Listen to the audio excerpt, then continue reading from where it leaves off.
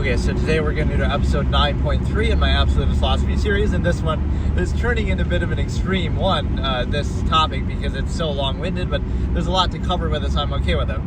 But let me go over a few things that I forgot to mention in previous episodes, a few other of my logical razors that fit into other categories. Like, I had this expression when it comes to like the artifice of social contrivance and things like that. Like, it's not worth it, or you're not worth it. As in, like, it's not that, oh, it's something, like, whether it's worth being artificial or doing some social contrivance for that person, like, oh, you're not worth the effort. Is that, or is it something bigger than that, right? Don't specify the conflict, too. Like, the process itself isn't worth it, right? Because if you think about it, this is part, actually, of this episode, too, to be fair, this topic, which the overall topic here is what I call the stigma effect, which is, again, like history versus human credibility and sort of the self-awareness of that. But it's like this idea of a positive attitude, right? Like, oh, be positive, don't be a negative Nancy. Okay, so you're living in World War II Germany, and the issue is, oh, you're being too negative. Like, no, maybe you should be negative. Maybe there's something bad that you should be negative about, right? Like, assuming that whatever state you're in, right, like as in whatever circumstance, whatever government, whatever society, whatever norms you have at your time that you're in, it's always about you. Like, oh, it's your fault for not being positive enough. Not that there could actually be flaws that you should address and hold accountable. And so the issue with that is, no matter what it is, then you would just reinforce it and be positive. And then it becomes a degree of, oh, who can overcompensate best? Or who can reinforce the state best, which you didn't even choose in the first place. You didn't create it. You don't have to vouch for it, right? So that's a very flawed way of thinking. So there's a more neutral perspective that comes in with the absolutist, like, you don't have to be positive or negative, just be objective and neutral. But that's often framed as negative, right? Neutrality is framed as negative. My little pro-non-anti dynamic, I made the little Venn diagram. So basically, when a contrivance state is pro-blank, right, there's pro on one side, there's anti on the other side, and there's non in the middle, right?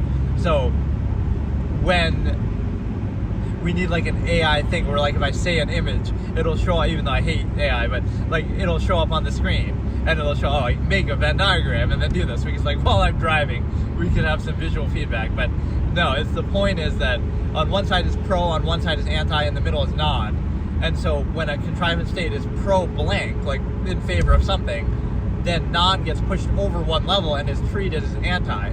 So a good example could be religion, right? Everyone's born an atheist. One of my favorite lines that I've ever written, actually, in a short story is these two characters are discussing, right, one's religious and one's not. And the guy says, they're debating, and he says, I was born an atheist. We're all born atheists, aren't we? And then the other one says, well, we're born naked. Do we live like that? Do we live so? As in, it's a good response by him, even though I don't necessarily share that view. It's kind of like, just because you're born naked or an atheist doesn't mean that we live like that, right? But that's the analogy, is like, we're born atheists, and then the other guy comes back and says, well, we're born naked too, but we don't live like that, which actually ties into absolutist philosophy in terms of a minimalism perspective, because there would be like a nudist colony example that I give, like there's a certain freedom in that, right? People are more at peace with themselves there, like your own naked body and your own natural state. It might seem strange, but think about modern society. Like, oh, people aren't even at peace with their own body or their own natural self, and they try to hide from it. They try to cover it up with makeup and this and that, and like not being at peace with yourself, but yet you want to judge others or tell others what to do or whatever it is that your contrivance state is validated, right? How does that make sense if you can't be at peace with yourself? You're not at peace with the nature of the process. You try to hide from it. You try to overcompensate for it. Right, so it's an interesting tell that, like, you're in such a contrived artificial state that you can't even be at peace with your own, like, not just your own, but like in general, right? Like, oh, it's a big deal. We'll see it.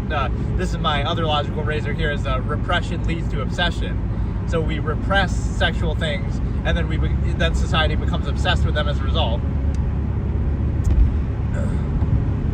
Hey, how's it going?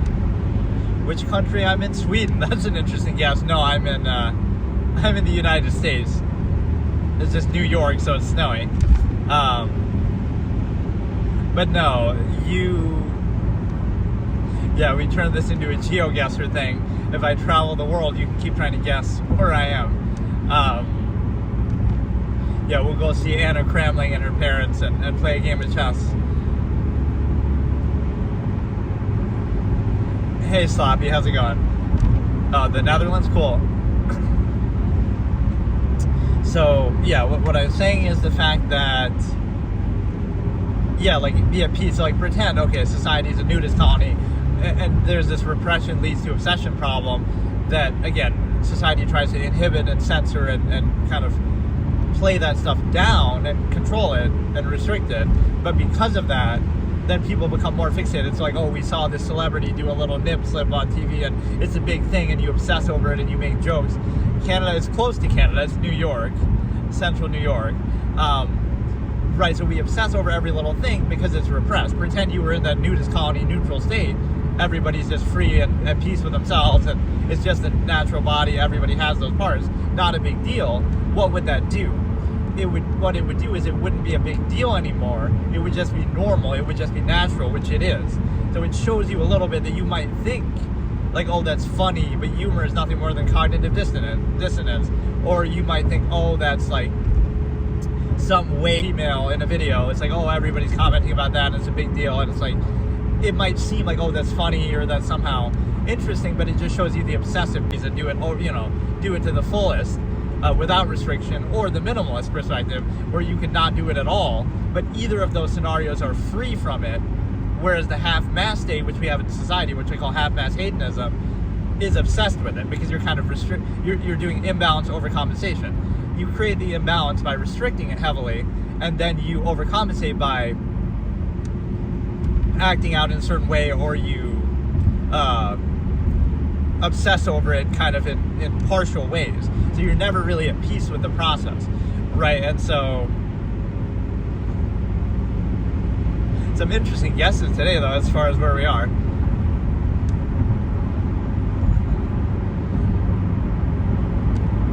Yeah, if you guess where I would say though, if you guess where I am, I'll give you a free, I don't know what you can even give on YouTube, but like a free sub, but it's free to sub anyway.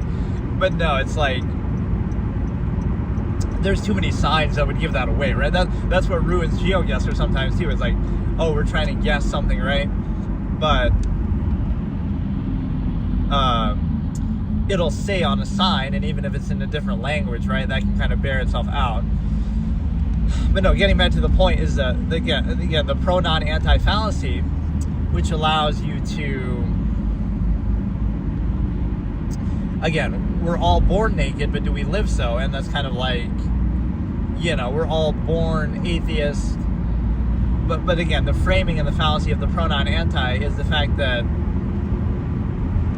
again, if society, or I guess even religion in a sense, is in favor of something, right, you simply being neutral, right, you're not taking an outward position, you're not saying don't do it, you're not stopping anyone else from doing it, that would be anti. Like saying, oh, it shouldn't exist, right, that would be anti. Like, oh, this thing just shouldn't even happen at all, or shouldn't exist. Whereas pro is like, oh, everyone should do it, or that's the standard. And then the non would just be neutral, right? So you would have to justify the specific thing that you're doing, not the other way around. Like, why you're justifying not doing it.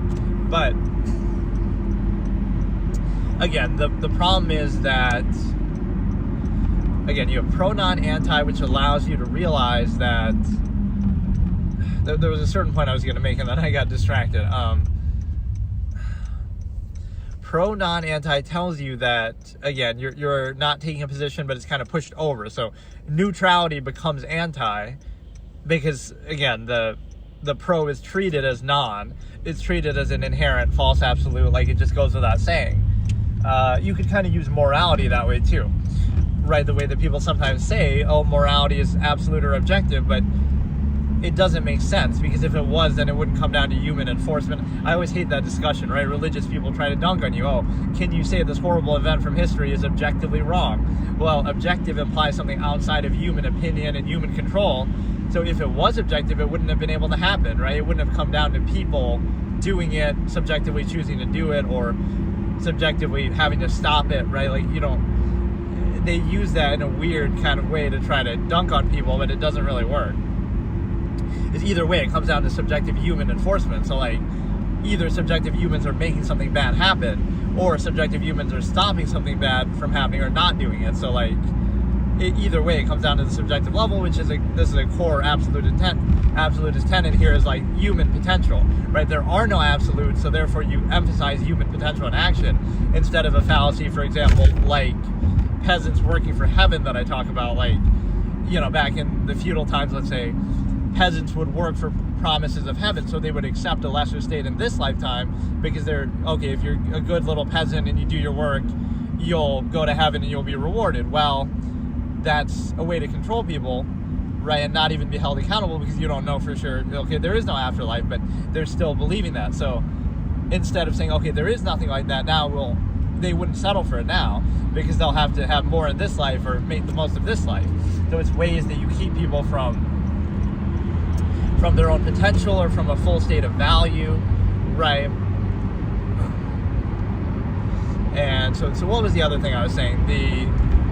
Don't give any man a monopoly over sin is obviously part of this. Just the fact that, again, you could point to any evil person from history. I won't even use a name, but just like, it's a failure of society. So you might think, oh, that's defending that person, but it doesn't matter because like what made them, one person can't do only but so much harm, right? Even if they want to, the most evil person ever.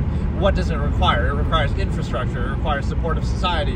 It requires good people to do nothing, like the expression goes, right? It requires all these layers of a failure of society to allow somebody bad to come to power or anybody to have too much power, right? So all these layers of society that have to fail, that's really what it comes down to, because one person can't do much on their own, right? No matter what their intent is, right? Individual people are kind of weak that way, right? They're just some crazy person walking down the street versus, oh, they're in political power, now they can do a lot of damage. So, right, so as much as it might seem like it's easy to scapegoat one person and say, oh, this horrible thing happened because this bad person did it, right, that doesn't solve the problem in the future. Oh, so there'll be other bad people in the future, and they might have a silver tongue and be able to trick people and get into office or whatever, and then something else bad will happen. So you're at the mercy of somebody just being pragmatic enough to do that, instead of, again, like a checks and balances kind of, at least what it attempts to do, is the idea that you'll hold people accountable no matter what, right, like assume the worst of everybody, or,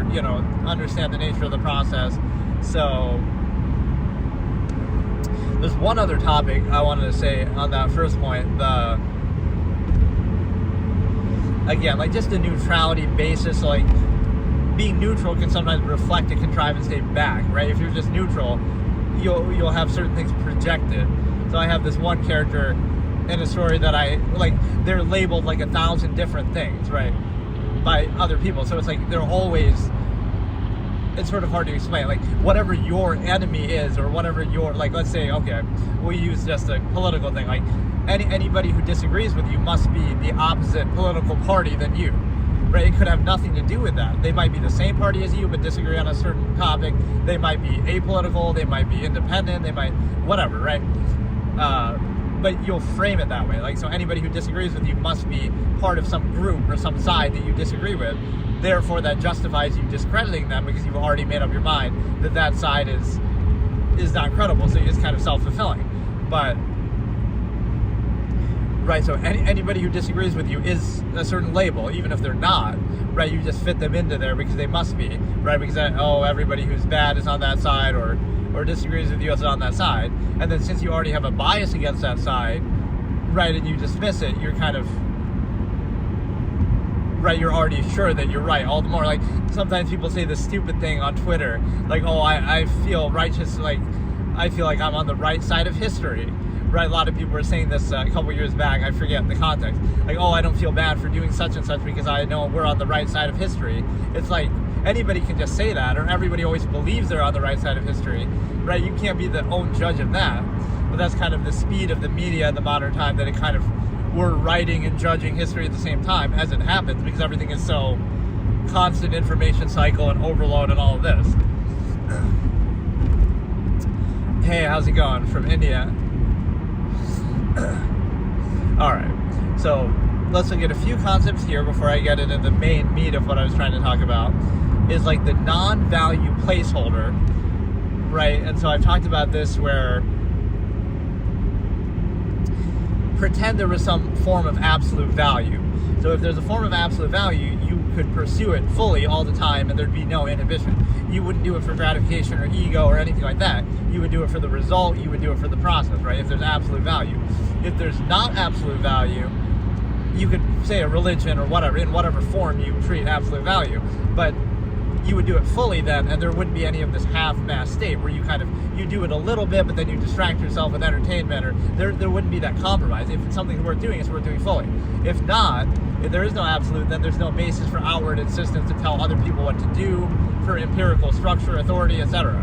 Right? So it's one or the other. Either, this is why the half-mass state would not exist, which basically just means, again, either there's absolute value in which case you pursue it fully all the time and it speaks for itself, or there isn't, and then it's not credible, and then everything's arbitrary and subjective.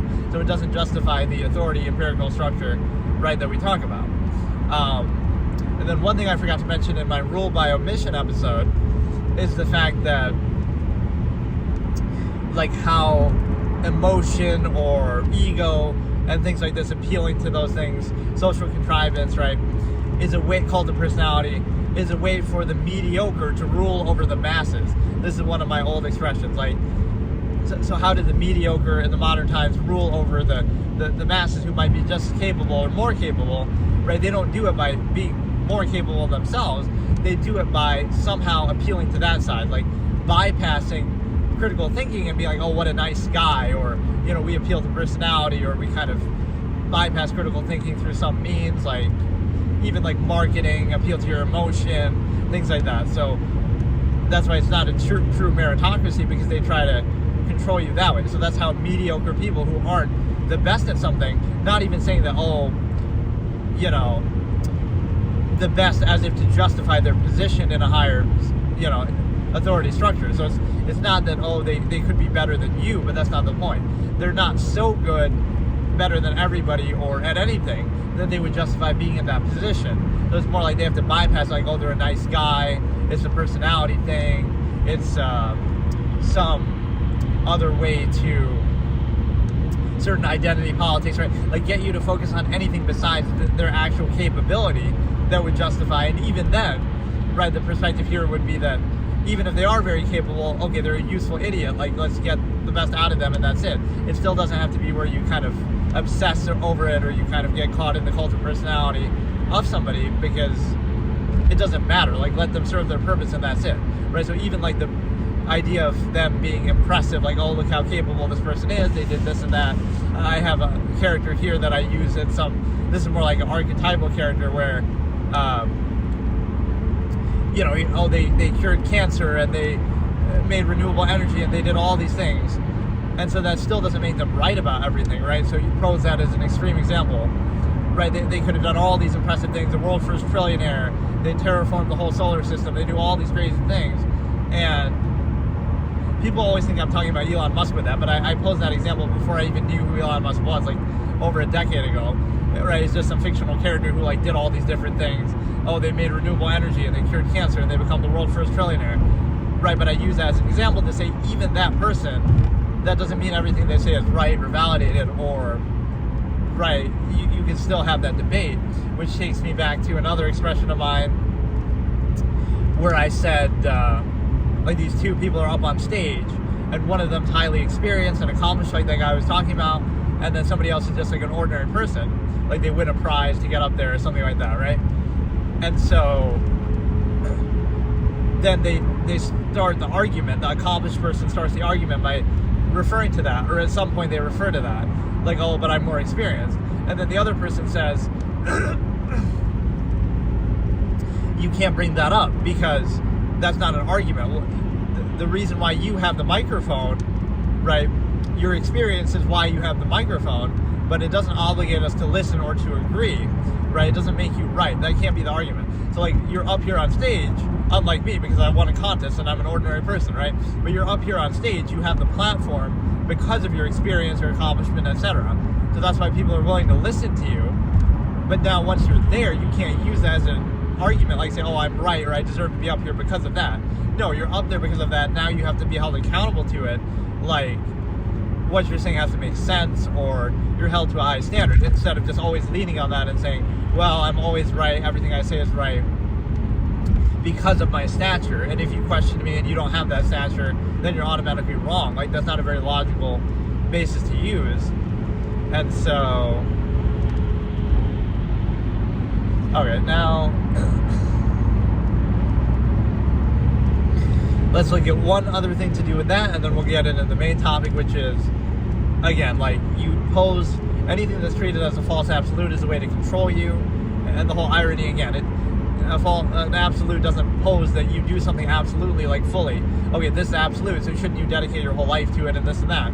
But instead, it makes people at peace with a half-assed state that they don't question. So it's more a way to control them and reduce them to a lesser state. And so,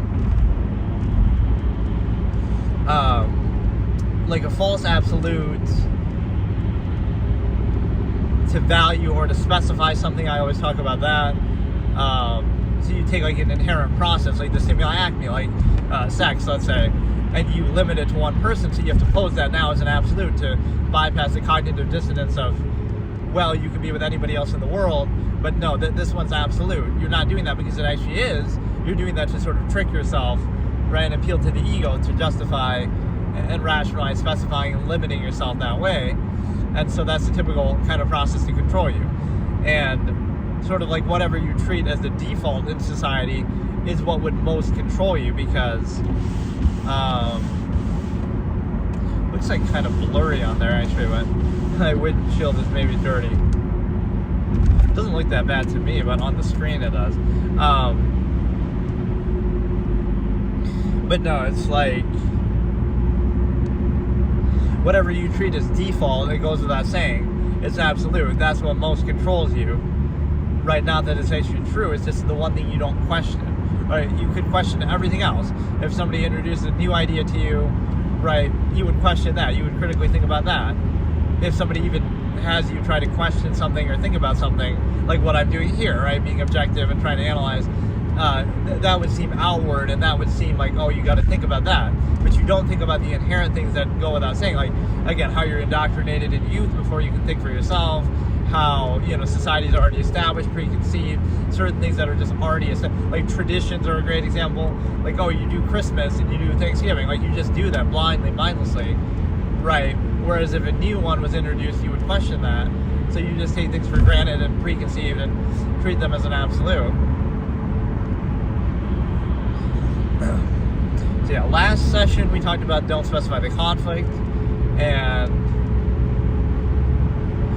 again, this expression I've used quite a bit over the years. Don't give any man a monopoly over sin. Again, it's a failure of society. It's human nature. Don't get caught up on that, because then it's not helpful, right? We think about how can we solve this or prevent this in the future if some evil person does something terrible, right? How do we stop that from happening? Do we just call them evil and say, oh, it's all their fault and they're bad? But then somebody else bad can come along too, and then we're at their mercy. Or do we say it's a failure of society to allow that person to have power, or to allow anybody to have so much power, etc.? Right, now that can work across the board, instead of just saying, you know, we have one, right, that could work across the board, instead of saying we have one person's better than the other and turn it into like a contest of cult of personality and things like that.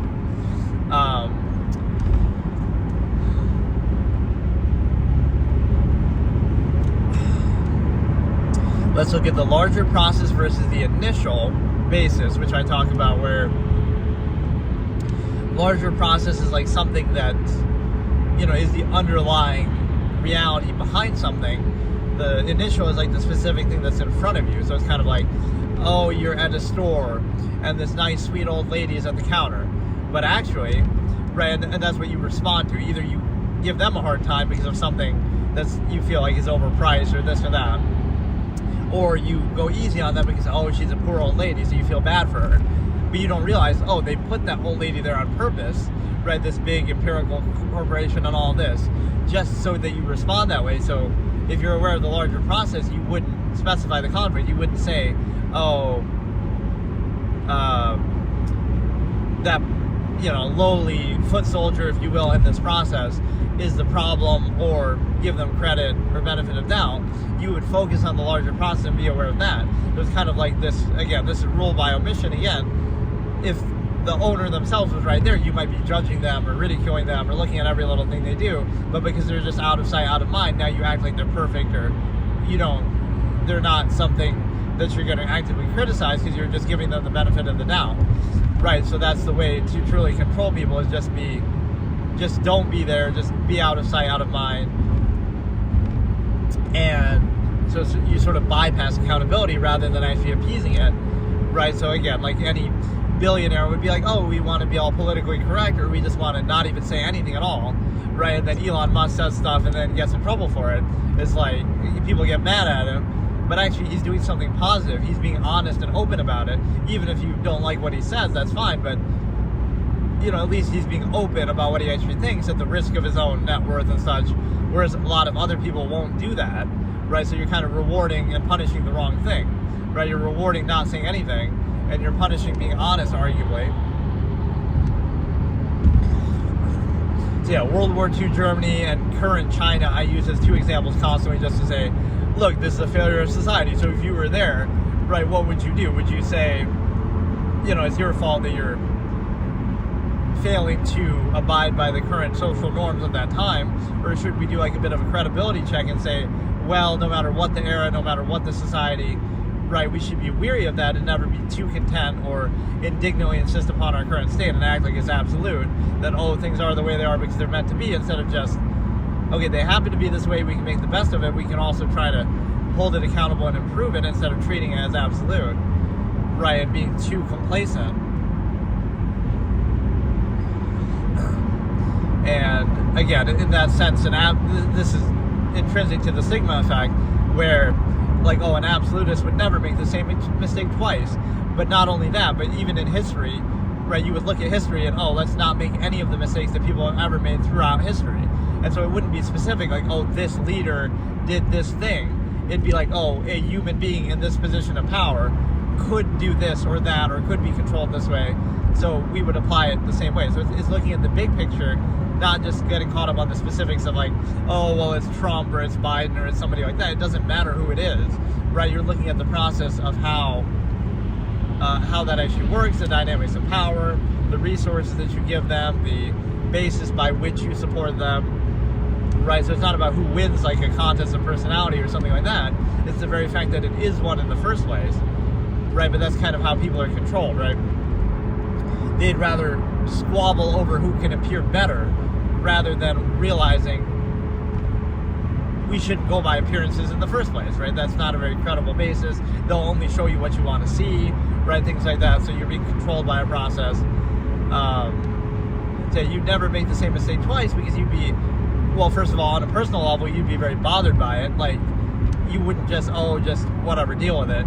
You would make it a big deal. You would really, right, always be aware of it, right? This is basically the thing. You make a mistake or something bad happens, and then you're aware of it for the rest of your life. Now you say, oh, that's like a trauma. That's like being traumatized by the event. But in a certain sense, yes, it's a good thing, because now you'll never allow that same process to happen again, right? Even if it's something small, right? You understand, okay, this is how something flawed happens, so you're concerned with the soundness of the process. So you would say, right, you're going to make sure that doesn't happen again by that same flawed process, instead of specifying it and saying, oh, it's just that person's fault or this circumstance's fault. You're going to look at the big picture and say, it's a flawed process, I'm going to never repeat that again to allow something like that to happen again. And again, this is the same concept about human history. You'd be aware of history, so you would never make the same mistake somebody made in history, or allow for some of the same processes to happen. And then, so ultimately what you're observing is that, again, history would show that people aren't very credible, whether it be a collective mass of people, whether it be an individual, whether it be a society, right? All of those things have been flawed and wrong in every possible way that we would criticize and we would ridicule, but we're not self-aware in our own time of what we're being controlled by or anything like that. So why can't you reflect, right? Why would you be too complacent or too at peace with your current state when you know that, oh, you're being controlled by something, just like people were in the past? You might not be able to identify what it is a specific contrived state that you're in. And so, right, so don't specify it, don't make it about the self or the individual or the particular society, right? Like you could point to, oh, the US right now is better than China, or in certain ways, or whatever, right? You'll point to, well, it could be worse, we could be like a Russia or something, but it can still be a flawed process. So there'd be always this sense of accountability that you're holding. You're not, don't specify it, don't limit it to just something narrow and in front of you. It's not about that. People have fallen for everything throughout history, right? Every trick, every lie, everything has been exploited. Even if you take the underlying process seriously, it can still be manipulated, like religion, peasants working for promises of heaven. Right, so it's not even a question of the process. It can be like, okay, emotion and this and that, gratification could be used in the modern day to control you. So that doesn't mean you can't still have that, but just be wary that you're not being controlled by it, or take it all the way and just say, okay, don't have it at all, and just be neutral and objective, because you shouldn't need it, right? If you have a sound process, emotion is nothing more than irrational insistence upon the self. So even to best achieve that self-interest, you'd be better served not looking at everything from that point of view. Look at it objectively, everything objectively, so you can best achieve your self-interest. Instead, if you insist upon it, then what happens is now you'll be kind of blind to certain things because you're already preconceiving, like, well, you want to see the world the way that you want to see it, right? That's just because that puts you at peace, but then that's not actually how it really works. So now you're vulnerable to certain things, or you're not going to account for certain things, right? So you would rather be objective even to achieve a subjective end. Because if you pretend, let me try to think of an example, like, that was my expression, though, like, the best way to, or the worst way to make something happen is to pretend it's already true, right? So, like, morality is a good example, yeah.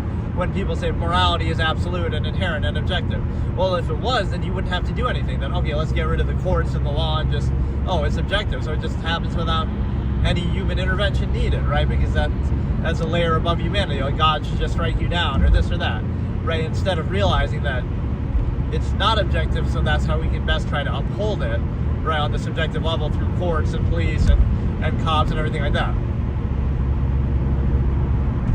So, and I had one expression too that was kind of similar to that, where like, those who stand for nothing fall for anything. I forget exactly in what context I said that, but like, so you don't really stand for anything, you're just always looking for something to stand against and get outraged by, like, the next big cause that you want to rally around because the media tells you to, kind of a thing, right? Sort of what's been called woke, right? You're suddenly passionate about something that you've never talked about before, never cared about before, just because you're hearing about it constantly on the media, or even, selective outrage, like, oh, you're upset about this, but you ignore it every other circumstance, right? So it might seem like a sound process, like, oh, you're valuing this and you're upset about some tragedy, and if somebody questions you, you'll say, oh, how could you not care about these poor children, or this or that, whatever the circumstance. But the problem is that you ignore it in every other case, right? This is like what a government will do, like, oh, we gotta spread democracy in this part of the world because there's this horrible, evil dictator, but then we ignore everywhere else, right? Like, oh, there's other dictators too, there's other things going on, but we focus on there, oh, because they have oil, or oh, because of this. So it's just being used as a pretense, right, for why we select that one out. So it'll seem like, oh, we're doing it for this reason, but then if we did value that, then we would do it everywhere, right? We wouldn't just select out one thing. So it's like the dependent overextended pretense, where it depends on something, but it pretends to be some empirical standard that we're using objectively. Like, you could do this with sexual partners too, like, oh, it's love and it's meant to be, and you love their personality and this, everything about them. But if you take away the prospect of sex, now all that goes out the window, right? You wouldn't base your whole life around it then, because you have friends who have good personalities too. You have other people who have good personalities. So you might pretend it's about that, but the defining factor that everything is based on is the sexual element. So everything is just a trickle-down effect of that. that you're kind of obsessing over it and overextending. Because if you take that away, then everything else is moot, or it'd be treated the same as anything else.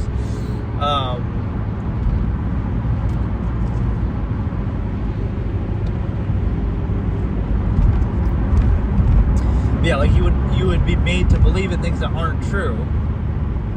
Whether it be, again, it could be God, religion, again, not to offend anyone, but a false absolute, or even you're controlled by those things and is skewed and selective and myopic and, you know, have this sort of human-centric framing that religion often does. So it doesn't benefit anybody. So that's the cui bono effect. Like, who benefits? Who benefits from some specific belief system or dogma? Right, that's the incentive right there. So that tells you that you cannot dissuade with reason what came about by desire. Right, is my logical razor here that I say they're not believing it because of logic and reason and facts. They're believing it because they want to. It gives them comfort, it gives them peace of mind, it gives them structure. So you can't dissuade them from believing it with logic and reason, because that's not the basis they're using in the first place. And imaginable, right, majority of leaders throughout history, governments have been ruled by tyranny, right, a lot of kings, a lot of slavery, a lot of atrocities. So again, that just puts in perspective that people aren't so credible that you should just trust them. Oh, people are good, and you should be very, you know, sure of yourself and proud of what you're doing. Like, maybe you should be a little skeptical. Maybe you should be a little weary, because this is the same, even if it seems better now. See, that's what people focus on, is the initial, well, the circumstance is better because our technology is better, so it's more comfortable and we have all these conveniences at our fingertips and this and that. That doesn't mean that the underlying process isn't the same, that people are still being controlled by emotion and ego and fallacies and having critical thinking be bypassed, right? So that's the unfortunate thing, is that people don't see the big picture when it comes to that. So don't ever be too certain or too present, right? Always be aware of the larger process, be aware of all of human history, all of its flaws, all of its mistakes, you know, all of your limits, your senses are myopic and narrow, right? All of this is considerable, because if you're, you know, it never hurts. If you're wrong about that, then okay, just keep doing what you're doing. But if you're not aware, then you can be controlled by the process the same way. So yeah, one of my key expressions was always, things are the way they are because that's the way they should be, is the fallacy. But if you look at how they got there, look at the origin point, right? Oh, we got to this point by something that we wouldn't vouch for, that we would condemn, right? So if somebody else was to come along and do that, like through conquering and genocide and all these kind of empirical, whatever, and empire spreading itself and stuff like that. So we wouldn't encourage that now, right? We'd say, oh, that's a bad thing.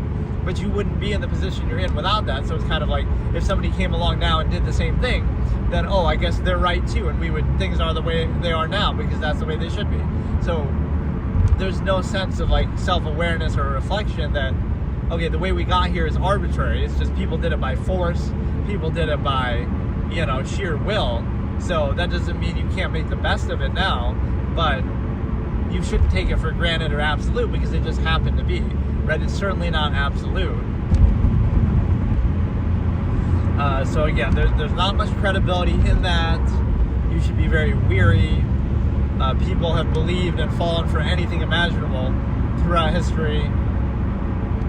And we're very willing to ridicule the past. We can look at events from the past and say, how could this possibly have happened? How could people be so stupid? How could they fall for this? Right? Take your pick of anything throughout history. But then we don't see it in our own time. Like, oh, what about something that we've allowed? I try not to use specifics here either, but you could just fill in the example. But now when something in our own time happens, or what we're being controlled by now, we don't see that. We ignore it and we pretend like, you know, that's just fine, or it goes without saying. And then in the future, people will look back and say, how did we allow this to happen too? So at what point do people become self-aware enough to stop that from happening? And being actively able to be a little more careful and what I call self-actualize from an inherent base state. So it might be more minimalistic. Like, you don't do as many things. Society doesn't have as much overextension, but then you're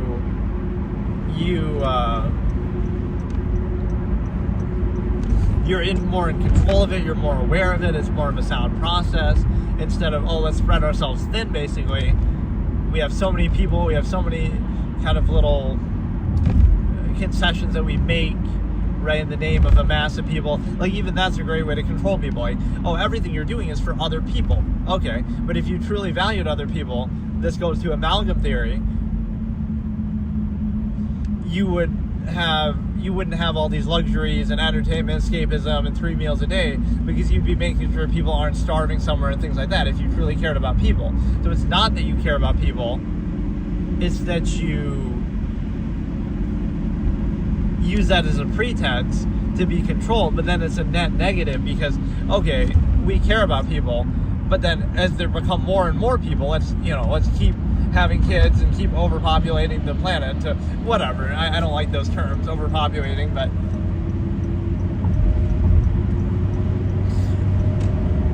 that just means, okay, the more people there are, the more you overextend and the more you sacrifice. So, like, it's an endless process, right, that you didn't choose, that you didn't create, so you're just reinforcing it.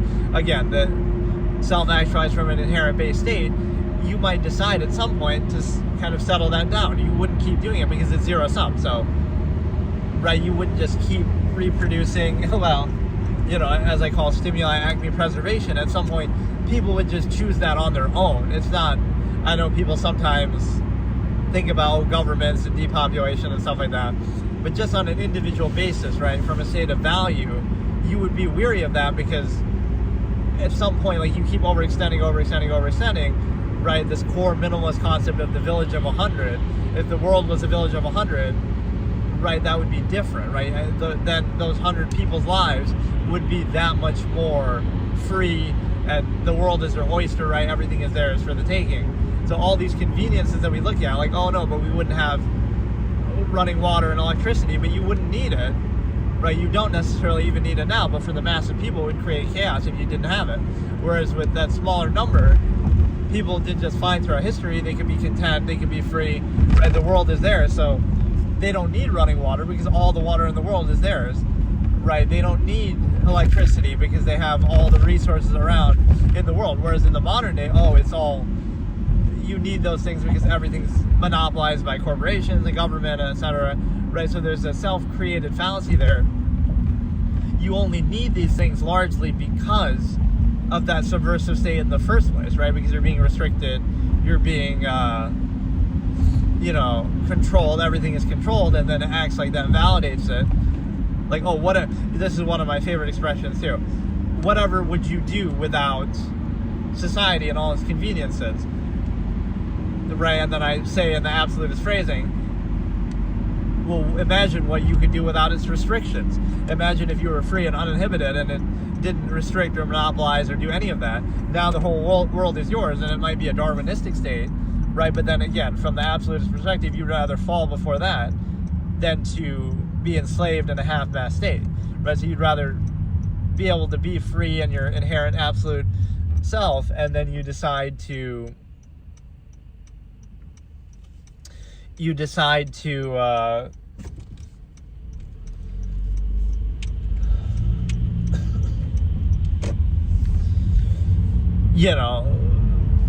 meet your potential, and then you're okay if somebody else's potential is greater and so forth.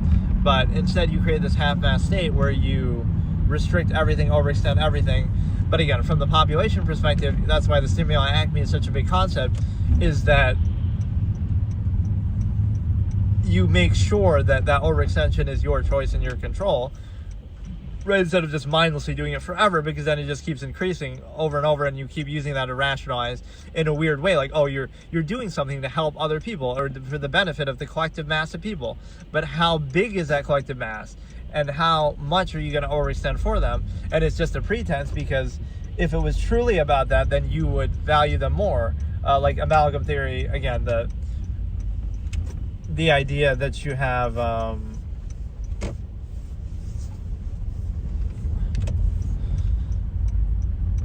right, you would get to the root of it, like those who need it most, or those who are really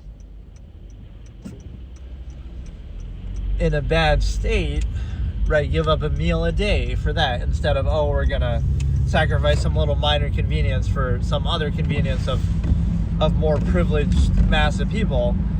It's just it's a pretense. Like, oh, you're restricted in the name of collective good or in the name of a mass of people, but people aren't truly being valued there, right? It's a pretense to control you, but it's also a pretense to have this higher quality state of life or whatever without truly valuing people. So it's a twofold pretense. Again, you're not truly valuing people on the most basic intrinsic level, but you're also truly not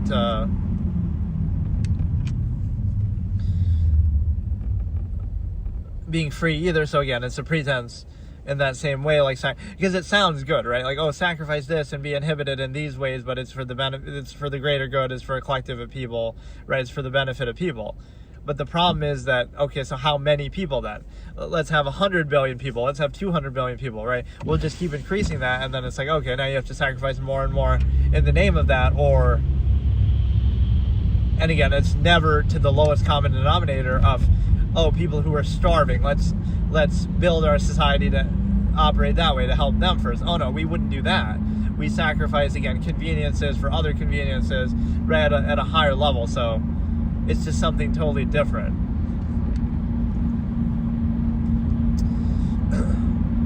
Yeah, we're very willing and able to ridicule the past without being aware of the flaws in our own present. So this is the recurring theme of that issue with respect to, right, people lack self-awareness. Oh, it can never happen to us, and things are the way they are because that's the way they're meant to be. And so it seems baffling that people would be that stupid, but again, people would prefer false certainty over uncertainty. They would rather be, controlled that way. And it's like this is where cognitive dissonance comes in. You don't want to doubt yourself or the circumstance or anything around you. You don't want to think like that. It's nice to believe that, oh, everything's perfect and it's meant to be and this and that. But that doesn't mean it's actually the case. So would you rather believe in a false absolute, false certainty, or uncertainty, but you're pressured so heavily too by society that you almost, right, it's not, I always say objectivity is boring, or objectivity is,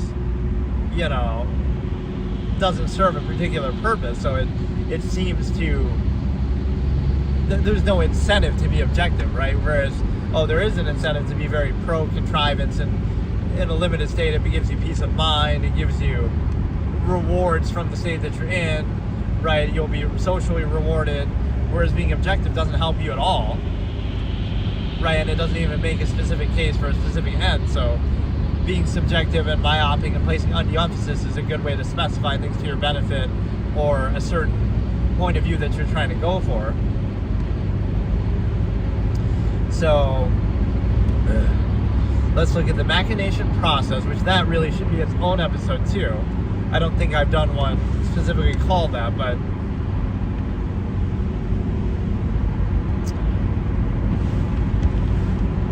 basically the machination process is the net sum of technology available in an era. And that would tell you that it just looks so blurry on your end. Not that it's not a little bit blurry here, but this is that my windshield is so dirty. But no, the machination process has a twofold meaning, which on one hand, oh, thanks for washing my windshield for me, this guy. What a guy. Right, this could be a minimalist principle too. I never have to wash my car because it's always, you'll just let nature do the work for you, which at some point it doesn't actually work anymore because there's certain stains that just won't come off like that. But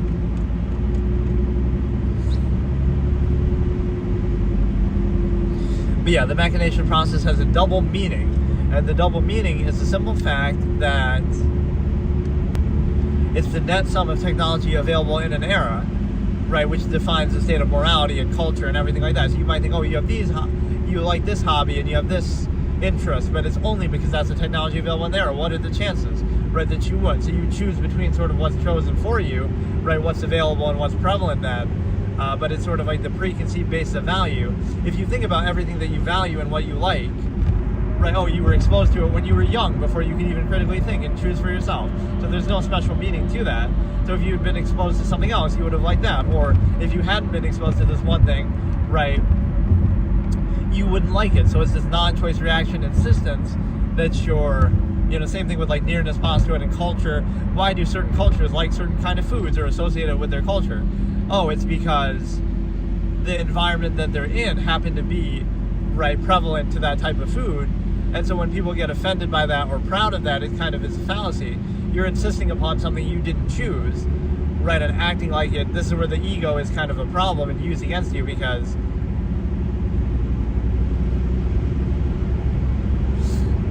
it might seem like you're doing something, but it's just a way that divides people and doesn't actually serve a purpose, right? So, one country will take pride in its food and another will take pride in its food because that's what the cuisine was like, largely historically, because of the environment that's around them. So again, Japan will like seafood because it's surrounded by water. I'm not saying there's anything wrong with that, but to be proud of that or insist upon it would be a little strange because it's something that wasn't even chosen, right? So you're insisting upon something you didn't choose, similar to other identity type things that is neither a negative nor a positive. It just is, and then you can choose to self-actualize from there. And so the emphasis is on your actions and your potential and your choices, not upon something you didn't choose that you just insist upon and are possibly defined by. And a similar concept here is the fact that an absolutist, like, business person that I pose, right, they wouldn't be upset, right? Somebody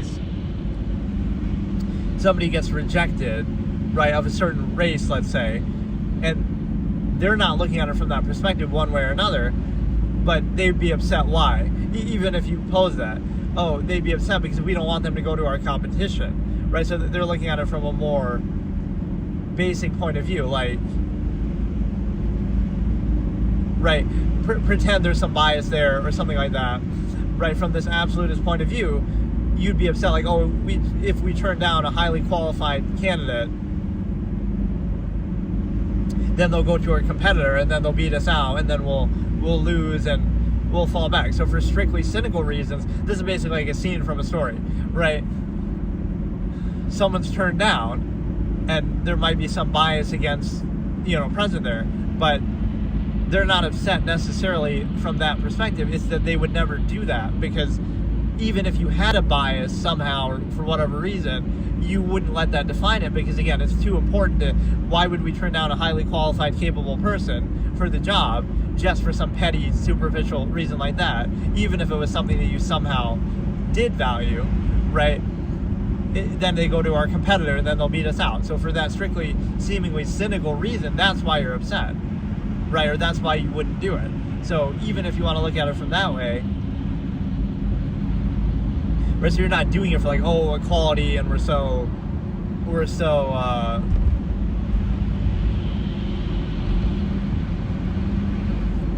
look at how open-minded we are and this and that, because that perspective would be rejected too. The fact that, like, as if other people need our permission or they need our acceptance. No, they don't, right? It's the opposite. It's that you would need a reason to not, to treat them differently. You would need a reason to use that against them, right? So it's not that, oh, look how accepting you are, right? They don't need your acceptance. It's just that you are neutral, and unless there's a reason to act differently, right, there's no basis for it. So there's no self-righteousness, like, oh, look how we're equality and accepting, right? It's more just, if you're not doing anything outwardly negative, then you're neutral, and it just is what it is, right? So you would need a reason to justify something else, and then you would also have the perspective again that it's not for some self-righteous reason, like, oh, how could you possibly turn somebody down, and then the person would try to justify, like, oh, because of this superficial thing, but then, like, we can't afford to lose people because of that.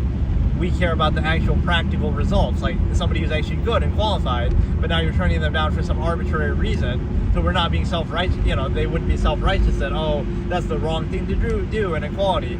They would just be thinking about the bottom line, let's say that, oh, well, we can't afford to lose them, right? They're going to go to our competition. They're going to ruin us because of that. Like, they're going to beat us out now. It's going to hurt the bottom line. They're going to steal our success because of doing that, because we turned down somebody qualified. So, right, that would be the perspective from which we gain, because so the end result is the same. So you could look at this in the real world. Like, that's why corporations are so pro equity or equality or something like that, that they first of all want to use it as a pretense, like, oh, look how righteous we are, so you should buy our products. But there's nothing to celebrate there. It's like, you should be like that anyway, right? And only if you're not like that is that a negative, not that simply being like that is a positive, right? It's like a weird backwards framing. But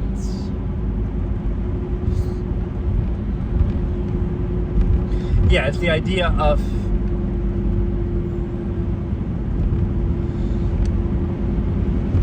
you want to make sure that you get the most qualified people or have the highest state of value. So that would be equality in a Darwinistic way on its own, that if you have true value for something, you're not going to restrict things on an arbitrary basis for superficial reasons, for identity, right? It would also go against like some affirmative action type stuff, though, because like, we're just looking at objective value and results. We don't care one way or another about that stuff.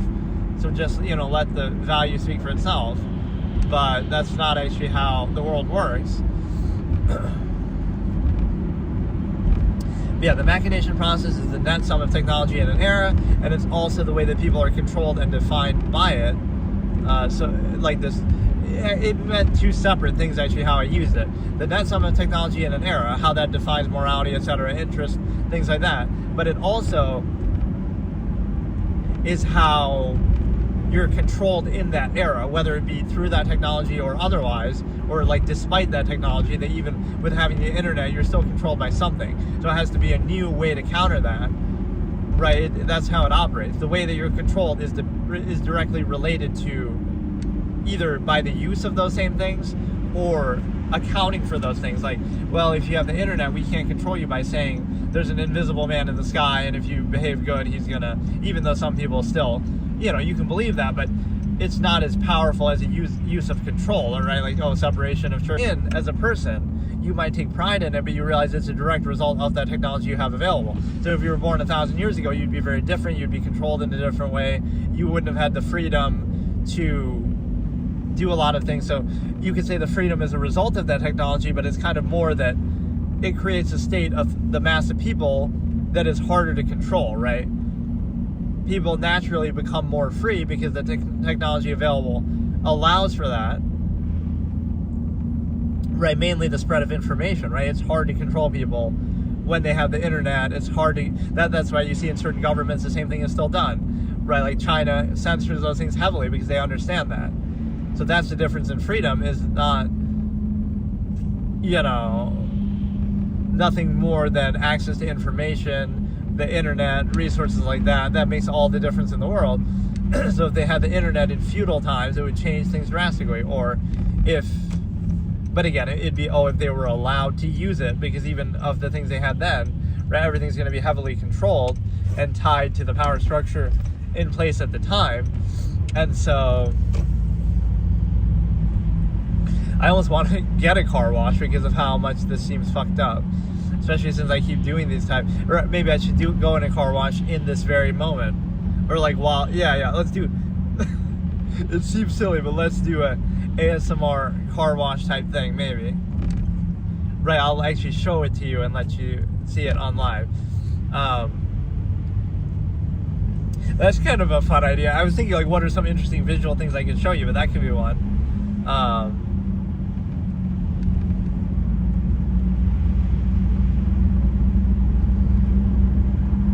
Right, like just something I can do in my car without having to go outside. Or I don't mind going outside and walking around, but I don't know.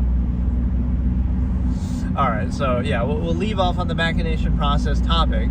But yeah, this topic is this whole episode 9 through 10, which is going to be like 10 parts in its own right, 9.1 through 9.9, is going to be very overwhelming to get through. It's just a lot of information. It's a good topic, but I didn't realize how multi-layered it is. It's just to get the point across that you should be a little more self-aware. You should be actively aware at all times of all of human errors in history so that you don't repeat them. And actively self-aware of everything that you're doing and your own tendencies and your own flaws and your own limited myopic perception. So what people will often do is specify the conflict. Oh, you're too self-aware and self-conscious, but everybody should be. Otherwise, you're just ignorant to something and controlled by it. Or like, you know, you should be self-aware in the sense that of just what you're doing, what's going on around you, why you're doing it. You can choose all those things. So yeah, maybe we should end off with that car wash. It actually seems like a fun idea.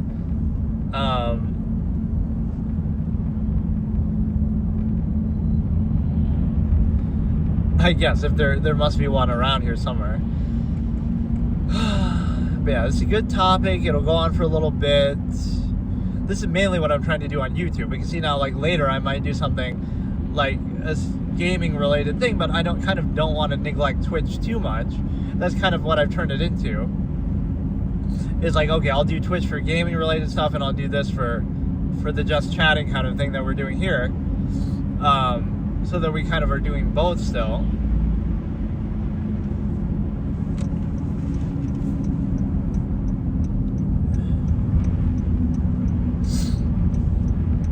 I feel like this episode I came up with a new catchphrase that I kept saying over and over, like this and that. I said that maybe too many times because I'm trying to give examples without being too specific. So because that's the whole point of what I'm saying. Right, so I'm saying don't specify the conflict, but then in explaining that, I'll have to give extreme examples to appeal to people who do specify the conflict, like World War II Germany or China. It's not really about that, but it's just to show an extreme example like that.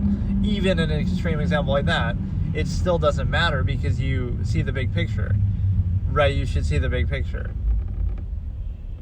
Or even if I go to one, do I have enough change, or how is this going to work?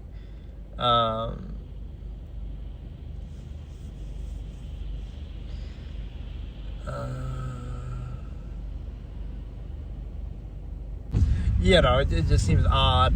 Or you want to do it like in a discreet way, which might seem like, oh, you're doing that without people's consent, but the goal is really not about the other people, right? It's just like if I'm walking around, I want to do something that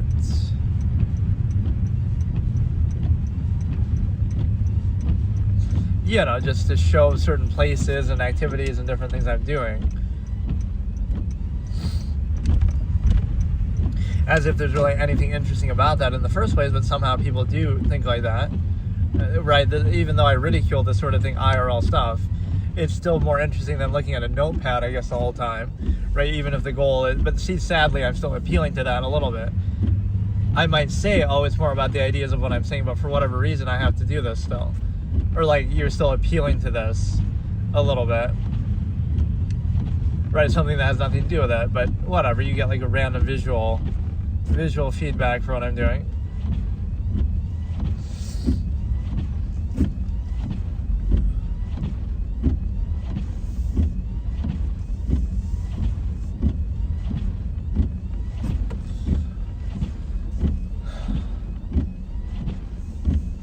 So yeah, let me maybe do that. I'll try to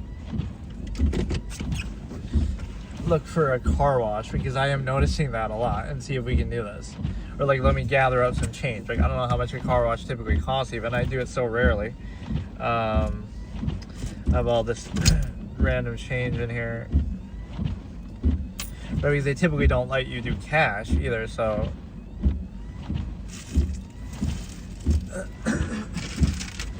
Or again, like, I don't mind showing things that I'm doing. Like, okay, I'll show you the food, you know, ASMR mukbang, I'll show you food. But it's just kind of dumb because, I don't know. Or like, they might have a machine at some of them that are like, it'll give you coins for the money that but then why not just use that machine to do it in the first place? Okay, let's say you should try to do this, even though it seems dumb. Let's look actually up something on Google that, like, cost. Fuck me.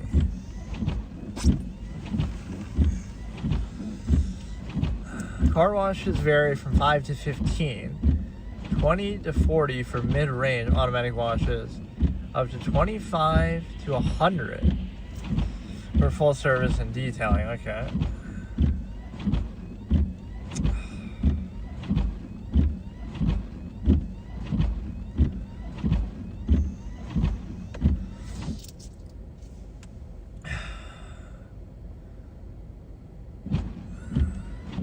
Or sometimes it'll default to some random place that's not even where I'm at. Let's see. Like, we may as well do this on here since I am showing what we're doing. Then it'll zoom out the map like so far. Like, okay. Oh my god.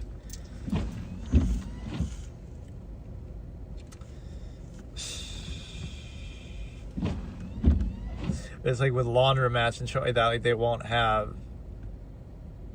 take cash. Camille, okay, let me see. Now the thing is, you want to see if they're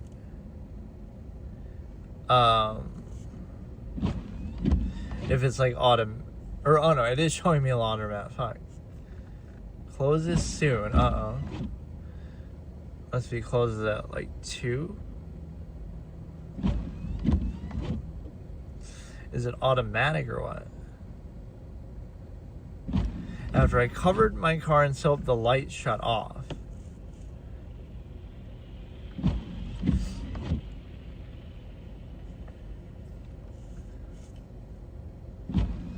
Always clean and dependable. Self-service.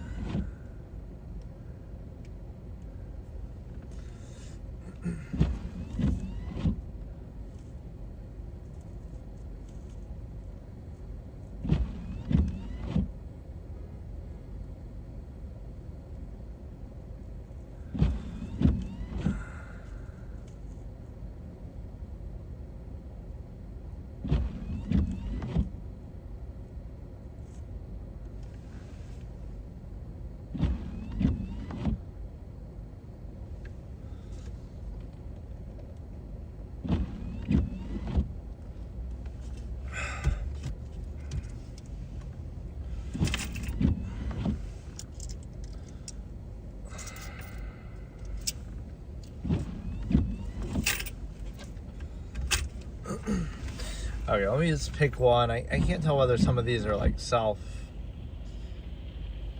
like automatic.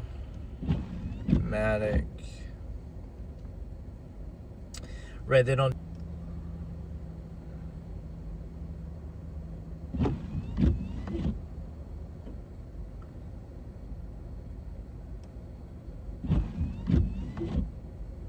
Okay, let's just try this one. I don't really get it. Seems like a waste with all this rain, but right, somehow it's been a while. Like, that's something I almost never do. Right, is actually trying to wash my car, because like I said, it seems pointless, but there are certain stains that I guess are just persistent enough to justify that. But see, like, if everybody was like me, then this car washes would go out of business, because like you're doing it once in like 6 months, or not, maybe even less than that. So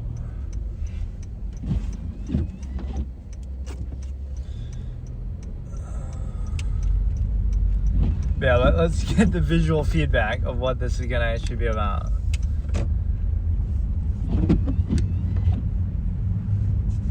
Right, this is the first thing I've thought of that actually makes sense, and it's kind of organic. I'm not doing it just for that reason.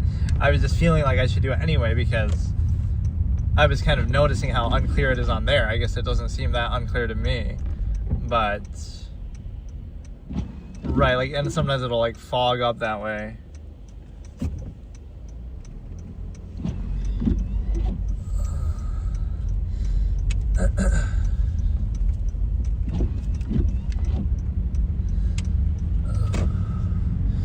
those are like the kind of things to own that you don't have to do anything. Just if you own a laundromat or a car wash, you just kind of let it be automatic. You don't even need staff there necessarily, like maybe for very basic things, but it's a very self-fulfilling kind of a thing. So you can have like this one plot of land where you have all of these automatic things, automatic, with, I guess, grocery now, you could do self-checkout, but like automatic grocery, automatic laundry, automatic, car wash, automatic, that's what you'll start seeing, like oil change, right with the AI-powered robot. Everything's being attributed to AI, but it's like, I hate when people act like that's a new thing, like, oh, this new AI. Yeah, like AI was in video games from the 90s when you're playing, that's AI. Like, it's been on computers for decades. Like, just the concept of AI isn't new at all. But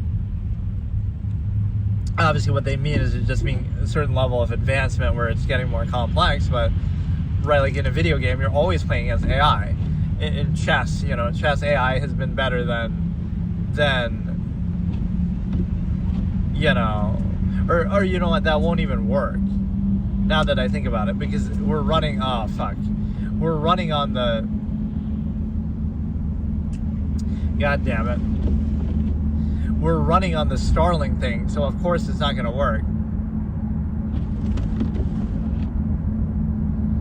right, as soon as we go, because it has to be open to the sky, and I don't necessarily, you know what, maybe I'll do a video of it, but I won't.